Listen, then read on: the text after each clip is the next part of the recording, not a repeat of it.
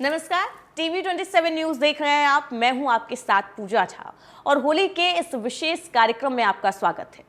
देश भर में होली का खुमार चढ़ना शुरू हो गया है। मथुरा और ब्रिज में होली का त्योहार हफ्ते भर पहले से इसकी तैयारियां शुरू हो जाती है। घरों में रंग और गुलाल उड़ने लगते हैं। इस बार होली 24 और 25 मार्च को मनाई जाएगी। 24 मार्च को होली का दहन है और उसके अगले दिन रंग खेला जाएगा।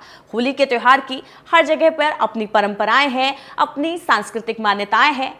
इस बार होली की पूजा कैसे करें, होली का दहन का शुभ मुहूर्त क्या है और किस तरीके से हम होली की तैयारियां करें, इस चीज को जानेंगे। हमारे साथ हमारे खास मेहमान मौजूद है मेरे साथ स्टूडियो में, सेलिब्रिटी एस्ट्रोलॉजर ऋतु सिंह। सबसे पहले आपका बहुत बहुत स्वागत है। होली का त्योहार 24 और 25 मार्च को मनाया जाएगा इस बार। तो होली का दहन को लेकर लोगों में काफी सारे भ्रम फैले हुए हैं। किस दिन होली का दहन का शुभ मुहूर्त क्या है? तो सबसे पहले आप हमारे दर्शकों को होली का दहन का शुभ मुहूर्त बताइए। सबसे पहले टीवी 27 के सभी दर्शकों को होली की ढेर सारी रंग बिरंगी शुभकामनाएं। आपका ये होली का त्यौहार आपके लिए बहुत सारी प्रॉस्पेरिटी, ईश्वर की ब्लेसिंग्स लेकर आए, ऐसी शुभकामना है। पूजा मुहूर्त की बात कर रहे हैं क्योंकि इस बार थोड़ा मुहूर्त में लोगों को कन्फ्यूजन है क्योंकि 2 दिन पूर्णिमा तिथि पड़ रही है और शास्त्रों में ऐसा विधान है कि जब 2 दिन पूर्णिमा तिथि पड़ती है तो जिस दिन भद्रा रहित पूर्णिमा हमें मिल जाए शाम प्रदोष काल में, क्योंकि होलिका दहन प्रदोष काल में हम होलिका सजाना शुरू कर देते हैं और अग्नि उसमें लगाते लगाते वो रात का ही टाइम होता है। तो इस बार पूर्णिमा तिथि का जो आरंभ हो रहा है वो 24 तारीख की सुबह 9:54 से हो रहा है और 25 तारीख को दोपहर 12:29 तक पूर्णिमा की तिथि रहेगी। इसमें हमें शाम का जो समय मिल रहा है वो 24 तारीख का मिल रहा है, इसीलिए 24 की शाम को हम होलिका दहन कर रहे हैं। इसमें भी जो खास समय है 1 घंटे 14 मिनट का है, वो 11:13 रात्रि से 12:27 का है। इस समय होलिका दहन होगा, अग्नि लगाई जाएगी होलिका में और ये बहुत शुभ मुहूर्त है। और सबसे बड़ी खास बात है कि इस दिन होलिका दहन वाले दिन 24 मार्च को 2 शुभ योग पड़ रहे हैं। एक तो है सर्वार्थ सिद्धि योग, ये बहुत शुभ योग होता है और इसमें ये जो लग रहा है 24 की सुबह 7:30 बजे लग रहा है और 25 तारीख की सुबह तक रहेगा। दूसरा है रवि योग। रवि योग है 24 तारीख को सुबह 6:20 से 7:34 तक। तो ये भी बहुत शुभ है। हम लोग 24 तारीख की सुबह, क्योंकि जिस दिन होलिका है उस दिन सुबह से ही हमारी परंपराएं शुरू हो जाती हैं, रीति रिवाज शुरू हो जाते हैं, लोग होलिका पूजन की तैयारी करने लगते हैं। तो ये बहुत खास पड़ने वाला है। ऋतु जी, इस बार होली पर भद्रा साया भी पड़ रहा है, तो ये भद्रा काल क्या है और भद्रा रहित काल कौन सा होगा जिसमें पूजा विधि कर सकते हैं और रंगोत्सव के लिए क्या कुछ खास तैयारियां इस बार की जा सकती हैं, इस बारे में बताइए। बिल्कुल, देखिए अभी मैंने बताया कि भद्रा पड़ रही है तो भद्रा का 2 होता है, एक पूंछ भद्रा होती है और एक मुख। तो दोनों ही जब खत्म हो जा रही है रात को 10:29 पर ये दोनों भद्रा का समापन हो रहा है, उसके बाद ही हम होलिका दहन कर रहे हैं। इसके बाद प्रतिपदा तिथि में हम रंग खेलेंगे, जो रंगोत्सव मनाया जाएगा। वैसे भी हर वर्ष ही प्रतिपदा तिथि ही आ जाती है, कभी कभी ऐसा होता है पूर्णिमा होती है। तो उस दिन 25 मार्च को हम इस बार रंगोत्सव बना रहे हैं। तो ऋतु जी, होली के त्योहार को लेकर अपनी अलग मान्यताएं हैं, कई कथाएं प्रचलित हैं, जैसे हिरण्यकश्यप और प्रहलाद की। तो सबसे खास जिसके लिए होली का त्योहार मनाया जाता है, जो आज की हमारी युवा पीढ़ी है, उनको आप बताइए।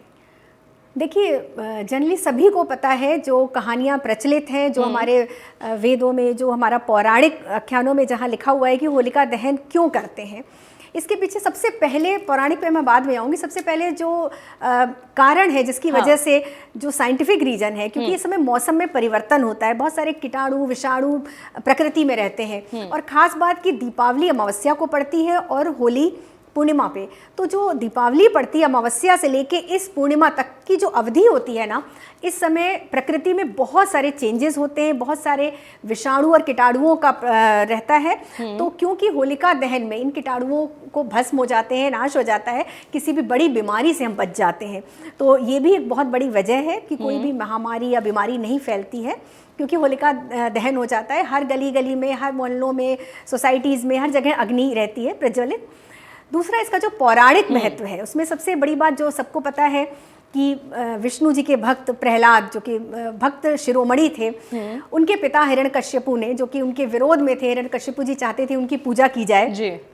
और प्रहलाद विष्णु जी की पूजा करते थे। तो होलिका दहन वाले दिन हिरण्यकश्यप ने अपनी बहन होलिका, जिनको वरदान था, जिनके पास एक ऐसी शॉल, एक चादर थी जिसको पहनकर, ओढ़कर अगर वो अग्नि में बैठती थी तो वो भस्म नहीं होती थी, वो चादर जल जाती थी।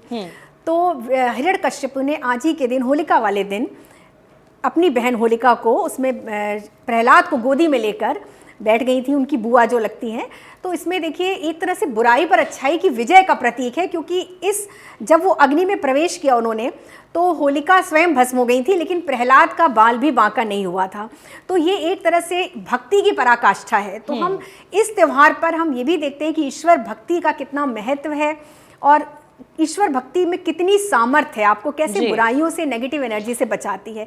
दूसरा एक छोटी सी कथा है कि इसी दिन भगवान शिव का तीसरा नेत्र खुला था और उन्होंने कामदेव को भस्म कर दिया था। जब शिव जी नहीं मान रहे थे, देवों के बहुत मनाने पर पार्वती जी से विवाह के लिए, तो देवताओं ने कामदेव को भेजा था उनके पास, और जब कामदेव ने अपने बाणों का प्रयोग किया तो शिव जी का तीसरा नेत्र आज खुल गया। तो जब कामदेव भस्म हो गए तो उनकी पति जो थी रति, उन्होंने अनुनय विनय की प्रार्थना की, उनकी प्रार्थना को स्वीकार करके कामदेव को उन्होंने पुनः जीवित किया। तो इसलिए भी ये त्यौहार बहुत खास है। चलिए, होली की पौराणिक कथाएं तो आपने बता दी, लेकिन होली से एक हफ्ते पहले होलाष्टक लग जाते हैं। ये होलाष्टक क्या है और क्यों लगाए जाते हैं, इसके पीछे का कारण हमारे दर्शकों को बताइए। देखिए, होलाष्टक भी जुड़ी हुई है, उसकी कथा भी इसी कथा से के साथ जुड़ी है कि जब हिरण्यकश्यप ने ये होलिका दहन, होलिका को बैठाया था, तो उस समय उससे होलाष्टक, ये होली से कुछ दिन पूर्व की बात है। इस समय क्या होता है कि ग्रह बहुत ज्यादा उग्र रूप में होता है, और एक रीजन ये भी है कि जब शिव जी का नेत्र खुला था तो पूरी प्रकृति में एक तरह से बहुत उथल पुथल हो गई थी, तो सारे के सारे ग्रह अपने उग्र रूप में आ गए थे। तो जब अग्नि प्रधान ग्रह जब अग्नि प्रधान हो जाते हैं तो उस समय हम कहते हैं कि कोई भी शुभ कार्य नहीं करना चाहिए, क्योंकि ग्रह अपनी पूरी ब्लेसिंग्स हमें नहीं देते हैं।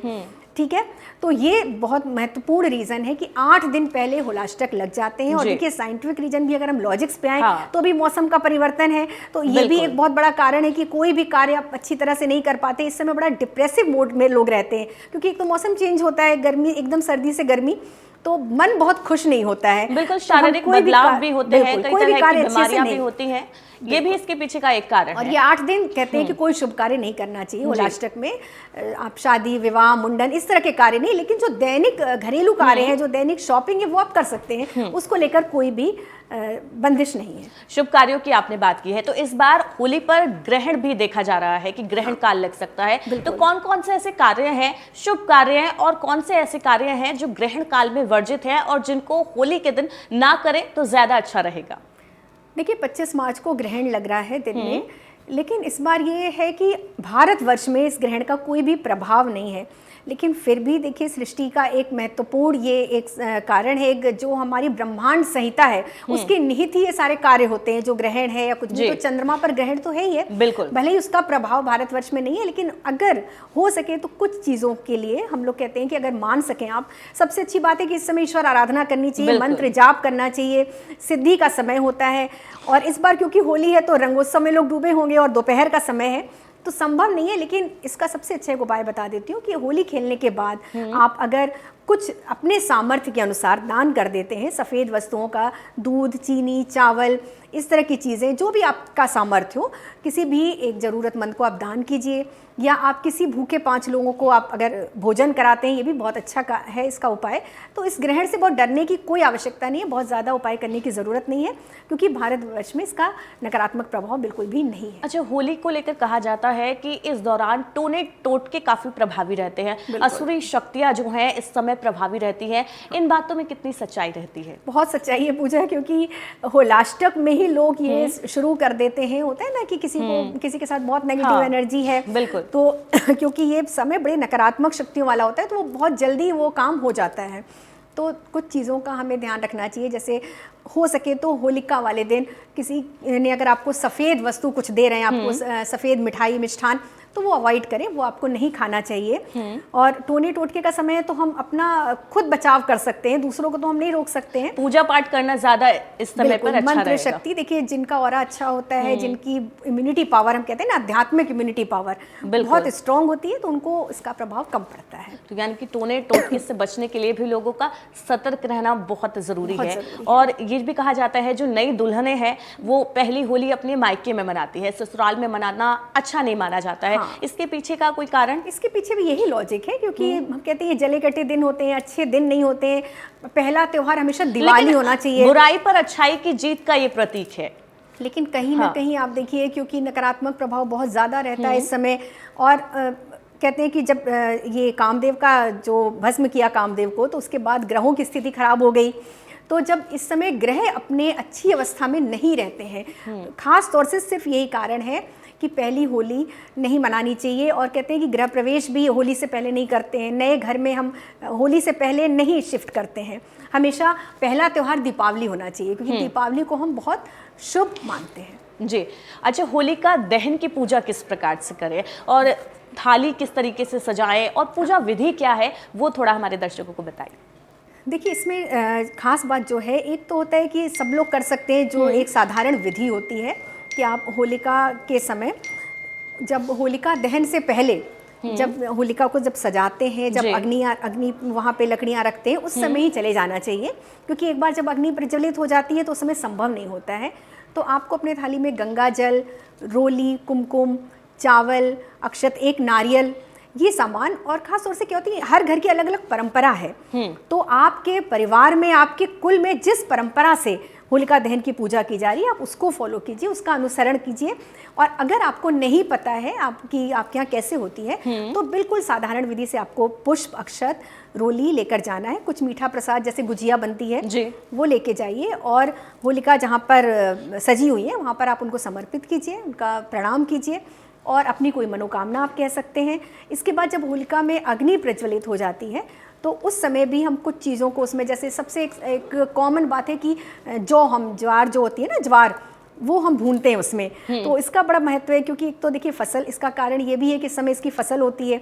दूसरा कारण है कि हम कहते हैं कि अपनी नकारात्मक शक्तियाँ जितनी भी हैं वो खत्म हो जाती हैं। सरसों के दाने अवश्य अपने ऊपर से उतार कर हमें अग्नि में प्रज्वलित करनी चाहिए। इससे भी कहते हैं कि अगर पूरे वर्ष में आपके साथ कोई भी नेगेटिविटी है, कोई भी नकारात्मक शक्ति जुड़ी हुई है, तो उसका भी निवारण हो जाता है। तो ये तो एक साधारण विधि है।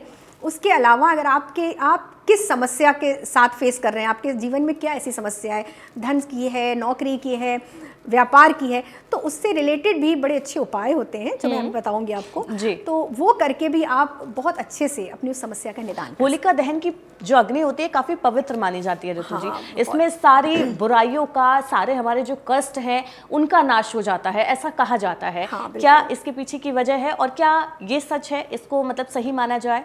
बिल्कुल, क्योंकि कई सारे भ्रम भी इन चीज़ों को लेकर फैले रहते हैं। समझ में नहीं आता जो आज की पीढ़ी है कि क्या सही है क्या गलत, तो इन चीज़ों का अंतर करना थोड़ा मुश्किल हो जाता है उनके लिए आप बताइए। बहुत मुश्किल होता है। देखिए आजकल नई पीढ़ी है, वो हर चीज़ में लॉजिक ढूंढते हैं कि ऐसा क्यों करें, तो उनके लिए तो मेरा एक ही जवाब होता है, आप करके देखिए। आपको अगर लगता है इसका, जो आप जिस समस्या के साथ हैं, अगर इस उपाय को करके आपकी समस्या खत्म होती है तो अच्छी बात है, नहीं तो आप हर चीज़ के पीछे, हर परंपरा के पीछे बहुत बड़ा लॉजिक नहीं दे सकते। बिल्कुल, सदियों से चली आ रही परंपराएं हैं, मान्यताएं हैं जिनको हमारे पूर्वजों ने बनाया है, तो उसके पीछे कुछ ना कुछ लॉजिक होता ही है, बहुत बड़ा लॉजिक होता है। अभी देखिए भस्म की बात की आपने, इतनी पवित्र मानते हैं, कहते हैं कि इसमें इतनी सारी शक्तियां हैं, जो हम इतने उपाय करते हैं अपनी समस्याओं को लेके। अगर इसका भस्म, जैसे रात को होलिका दहन हुआ, सुबह सुबह आपको जाकर उस जगह से थोड़ी सी भस्म लेकर आनी होती है, उसको आप उसका तिलक कर सकते हैं, अपने घर में रख सकते हैं। तो कहते हैं ना, नज़र लग जाती है, नज़र का इससे अच्छा कोई उपाय नहीं होता है। और अगर आपके जीवन में बहुत समस्या, आपको सफलता नहीं मिल रही है, बहुत परेशानी, बहुत मेहनत कर रहे हैं, बहुत प्रयास कर रहे हैं, तो कहते हैं ना, इसकी भस्म को थोड़े से पानी में मिलाकर अगर आप महादेव जी को समर्पित कर देते हैं, उनका जलाभिषेक कर देते हैं, तो भी ईश्वर बहुत जल्दी आपकी मनोकामना पूरी करते हैं। तो ये भस्म बहुत पवित्र मानते हैं, क्योंकि देखिए होलिका में इतना, जो अब तो बहुत चीज़ें हो गई कि लोग कुछ भी डाल देते हैं। पहले बड़ा पवित्र होता था ये। पहले सिर्फ जो गोबर का होते हैं ना, उपले, सिर्फ उपले और शुद्ध गाय का देशी घी। और गांव में ये चीज़ आज भी है कि वो बहुत पवित्रता के साथ होलिका दहन करते हैं और उसकी पूरी पूजा करते हैं। करते हैं। उसका थोड़ा ध्यान नहीं रखते हैं, क्योंकि कुछ भी उठाया और उसमें डाल दिया तो वो चीजें हाँ, थोड़ी ये सी सब चीजें दूषित हो नहीं होनी जाती चाहिए। हैं। होलिका दहन की आपने बात की, इसके पीछे की परंपराएं, प्रचलित कहानियां आपने बताई। रंगोत्सव को लेकर क्या कहानियां प्रचलित है और क्यों हम रंगोत्सव मनाते हैं? क्योंकि रंग खेलना और आधुनिक युग में जिस तरीके से हम होली का त्योहार मनाते हैं, रंग खेलते हैं, उसके पीछे की क्या कुछ मान्यताएं हैं? देखिए, रंग खेलने के पीछे भी यही है कि होलिका दहन के बाद जो प्रकृति में इतनी नकारात्मकता फैल जाती है, तो हम रंग खेल के, और बहुत ज़्यादा कि जो मौसम परिवर्तन की वजह से जो मन उदास रहता है, तो रंग खेलना इसीलिए बहुत ज़रूरी है। और जब हम एक चीज और, हाँ, ब्रज और मथुरा में हफ्ते भर पहले से होली की बहुत ज़्यादा तैयारियां पहले से और बाद में भी होती है, क्योंकि देखिए दाऊ जी हफ्ते में भर बाद तक वो होली के बाद रंग हुड़ंगा खेलते होता है। हैं और बिल्कुल। बहुत ही हर्षोल्लास के साथ, पूरे धूमधाम के साथ पूरा होली का त्योहार वहां पर मनाया जाता है। पूरे देश में यही हालात देखने को मिलते हैं, हर जगह। होली देखिए प्रेम का त्योहार है, सच्चाई तो ये कि खुशी और प्रेम का त्योहार है। आजकल लोग हैं आधुनिक युग में नहीं बनाते हैं कि नहीं, रंगों से एलर्जी है, और हो भी जाता है कभी कभी, रंग में कुछ चीज़ें ऐसी होती हैं। तो मुझे लगता है जो टेसू के फूल होते हैं उनसे रंग खेलना चाहिए, या जो ऑर्गेनिक गुलाल होते हैं उनसे आप, लेकिन खेलना ज़रूर चाहिए। ये हमें ये हमारी जो नकारात्मकता है, जो हमारा मन उदास है, जो हमारा चंद्रमा कमज़ोर हो जाता है अगर हम ग्रहों की बात करें तो, लेकिन जब हम रंग खेलते हैं तो हमारे 9 के 9 ग्रह अपनी अच्छी अवस्था में आ जाते हैं और हमें उनकी ब्लेसिंग्स मिलती है। साथ ही हमारा मन प्रसन्न होता है, हम आगे अपने कार्य को करने के लिए प्रेरित होते हैं, हमें शक्ति मिलती है। तो रंग अवश्य खेलना चाहिए। और अगर देखिए आजकल तो बहुत प्रचलन हो गया कि अपनी राशि के अनुसार आप रंग खेलिए, तो वो भी एक अच्छी बात है। उससे आप अपने ग्रह को भी मजबूत कर सकते हैं और होली का त्यौहार भी खेल सकते हैं। जैसे मेष राशि के अगर लोग हैं तो उनको लाल रंग खेलना चाहिए। वृष राशि के लोग हैं तो उनको ये सफ़ेद जो अभ्रक होता है ना, उस रंग से खेलिए, या पिंक कलर से, गुलाबी रंग से खेल सकते हैं। मिथुन राशि के लोगों को हरा रंग इस्तेमाल करना चाहिए। कर्क राशि वालों को गुलाबी रंग। इसी तरह से सिंह राशि के लोग हैं उनको थोड़ा सा मैजेंटा जो होता है, रानी कलर, उससे खेलना चाहिए। और कन्या राशि के लोगों को एक होता है बैगनी रंग, उससे रंग खेलना चाहिए। तुला राशि वालों को फिर अगेन गुलाबी और लाल रंग मिक्स करके खेलना चाहिए। वृश्चिक राशि वालों को भी लाल रंग सबसे ज़्यादा शुभ है उनके लिए। धनु राशि वालों को पीला रंग। मकर राशि वालों को थोड़ा सा नीला रंग यूज़ करना चाहिए। कुंभ राशि वालों को भी नीला रंग, और मीन राशि वालों को भी पीले रंग के गुलाल से खेलिए। इससे क्या होगा कि इससे वो अनजाने में होली खेलते खेलते अपने ग्रहों का उपाय भी कर लेंगे। यानी कि होली की मस्ती में वो अपने ग्रहों को भी मजबूत कर सकते हैं और अपनी समस्याओं से छुटकारा पा सकते हैं। तो कितना खास त्योहार है उनके लिए, ये उनको समझने की जरूरत है। होली का दहन हो गया, रंगोत्सव हो गया, इन सब के पीछे की मान्यताएं, कथाएं आपने बताई हैं। लेकिन ग्रहण काल जो लग रहा है, इसमें शुभ काम कौन से हैं जो हम कर सकते हैं? और क्योंकि सनातन धर्म में हर त्योहार के पीछे कोई ना कोई मान्यता होती है और उसके पीछे की कोई वजह होती है, तो शुभ कार्य कौन कौन से हैं जो इस समय पर हम कर सकते हैं और किन कामों को करने से हमें बचना चाहिए? क्योंकि आज के टाइम पे अगर हम देखें, युवाओं की बात करें या पुराने बुजुर्गों की बात करें, तो दिन भर होली के रंग में डूबे रहते हैं और शाम को वो धूम्रपान या फिर शराब के नशे, इन सब चीज़ों का भी सेवन करते हैं और कहते हैं कि इसकी मान्यता है, परंपरा है, इसी को लेकर वो आगे चलते हैं। देखिए बिल्कुल, ये देखिए परंपराएं ये लोग खुद गढ़ लेते हैं, क्योंकि इसका कहीं उल्लेख नहीं है किसी भी, अगर आप पौराणिक उसमें देखिए, धर्म ग्रंथ में देखिए, या हमारे जो रीति रिवाजों से संबंधित जो बुक्स हैं, कहीं भी आपको इसका उल्लेख नहीं मिलेगा। ये तो सिर्फ अपनी मस्ती के लिए कहते हैं ना, कि हमें कुछ करना है तो उसके पीछे हम कोई ना कोई परंपरा का एक बहाना लगा देते हैं, और ये तो सरासर गलत है। आप दिन में जो भी उपाय कर रहे हैं, आप देखिए, आप जब ठीक है तो आप होलिका दहन में पूजा कर रहे हैं, पाठ कर रहे हैं, रंगोत्सव के समय, ग्रहण के समय आप मंत्र जाप कर रहे हैं, लेकिन अगर शाम को आप ऐसा कुछ कर रहे हैं, जैसे धूम्रपान हो गया या फिर ये शराब हो गई, तो वो सब आप खुद ही आपने अपने ग्रहों को बिगाड़ दिया। आपने पहले उनको संभाला फिर बिगाड़ दिया, तो ये तो बिल्कुल भी नहीं करना चाहिए। और ग्रहण काल में देखिए, सही बताऊं तो शुभ कार्य के रूप में सिर्फ एक कार्य है जो मंत्र जाप हम कर सकते हैं। अपने इष्ट की आराधना कर सकते हैं, या आपने जिस मंत्र से दीक्षा ली है उसका जाप। अन्यथा कोशिश करें कि इस समय कोई भी ऐसा, अगर आपको वाहन लेना है या आपको शादी ब्याह से संबंधित कोई कार्य करना है, तो वो बिल्कुल वर्जित है, वो नहीं करना चाहिए। सिर्फ आपको ईश्वर की आराधना करनी चाहिए और दान करना चाहिए। साथ ही आप हवन यज्ञ कर सकते हैं। ये सारे काम जो ईश्वर आराधना से संबंधित है वो कर सकते हैं। लेकिन इसके पीछे ब्रज और मथुरा की होली को लेकर कहा जाता है कि कान्हा ने वहां पर होली खेली थी, इसलिए वहां पर इतनी धूमधाम के साथ और बड़े पैमाने पर होली खेली जाती है। बिल्कुल बिल्कुल, राधा कृष्ण के प्रेम का प्रतीक है होली। क्योंकि अगर आप कभी वृंदावन जाइए, बरसाने जाइए, तो वहाँ पर आपको बहुत उल्लेख मिलेगा जी। और कहीं भी आप राधा कृष्ण से संबंधित जो भी उनसे जुड़े हुए हैं, पूरे देश की होली अलग होती होती है और ब्रज और मथुरा बिल्कुल द्वारकाधीश की होली अलग ही होती है। बिल्कुल, क्योंकि वहाँ राधा कृष्ण ने होली खेली और बहुत तरीकों से, फूलों की होली है, बरसाने में लठमार होली होती है, दाऊ जी में हुरंगा होता है जहाँ गुलाल उड़ाते हैं। तो हर जगह की अलग अलग होली की प्रथा है। ये लठमार होली और लड्डू मार होली के पीछे क्या कथाएं हैं? ये कहा तो यही जाता है कि राधा कृष्ण के समय में गोपियों के संग कृष्ण ने इस तरह की होली खेली थी और एक बार राधा जी रूठ गई थी। तो एक होता है ना कि मान मंदिर उनको मनाने के लिए भगवान कृष्ण ने, तो राधा जी ने ये शर्त रखी थी कि नहीं, ये लठमार होली होगी तब वो मानेंगी। तो उसके पीछे ये भी एक कथा है कि लठमार होली। लेकिन देखिए सबके पीछे क्या है कि उत्साह, प्रेम का त्योहार है। इसको जितनी खुशी के साथ हो सके बिल्कुल, सारे गिले शिकवे भूल कर होली का त्योहार मिलजुल कर सब मनाए, यही इसके पीछे की मान्यता होती है और यही सबकी कोशिश भी होती है। शुभ कार्य आपने बता दिए, बहुत सारी चीजें आपने बता दी। होलिका की पूजा किस तरीके से हो? हाँ, मैंने अभी बताई कि होलिका की पूजा जैसे जिस तरह से भी आप कर सकें, जो एक सिंपल विधि बताई मैंने अभी कि रोली, चावल, नारियल, इससे कीजिए।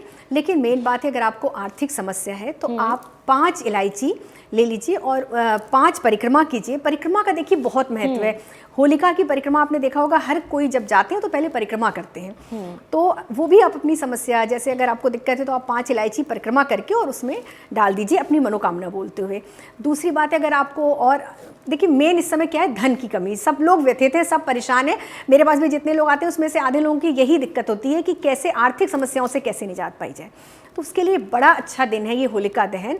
कई सारे उपाय कर सकते हैं आप। 5 तरह के गुलाल ले लीजिए और परिक्रमा करते हुए आप हर एक परिक्रमा पे थोड़ा सा गुलाल उसमें डालते जाइए और अपनी मनोकामना बोलिए कि ये मेरे साथ ही आर्थिक समस्या है, धन की कमी है। तो आप देखेंगे कि आपके साथ आपको लक्ष्मी प्राप्ति के रास्ते खुलते चले जाएंगे। वैवाहिक जीवन में समस्या आ रही, विवाह नहीं हो रहा है, बहुत देरी हो रही है, तो 5 हल्दी की गांठ ले लें, जो भी जिसका विवाह नहीं हो रहा है, और वो 7 परिक्रमा करेगा। 5 परिक्रमा में पहले वो 5 हल्दी की गांठ एक एक करके डाल देंगे, फिर 3 बार और परिक्रमा करके अपनी मनोकामना करेंगे, वहाँ पर कहेंगे होलिका से, तो वो भी पूरी हो जाती है। इसी तरह किसी की अगर वैवाहिक जीवन में शादी हो गई है लेकिन आपस में मतभेद बहुत ज़्यादा है, स्थिति तलाक तक पहुँच गई है, तो भी देखिए वो 17 गुंजा, लाल गुंजा आती है, उसको लेकर 3 परिक्रमा कर लें और उसमें तीनों परिक्रमा में वो उसमें डालते जाएं। तो इससे उनकी ये समस्या दूर हो जाएगी। नौकरी नहीं मिल रही है, इसी तरह बहुत सारी चीज़ें हैं, तो एक नारियल ले ली, आर्थिक समस्या, बहुत सारी चीज़ें हैं। तो ये उपाय आप उस दिन कर सकते हैं। कुछ नहीं समझ में आ रहा है तो आप 5 कमलगट्टे ले लीजिए, 5 गोमती चक्र ले लीजिए, 5 कौड़ियाँ ले लीजिए, ये हर कोई कर सकता है।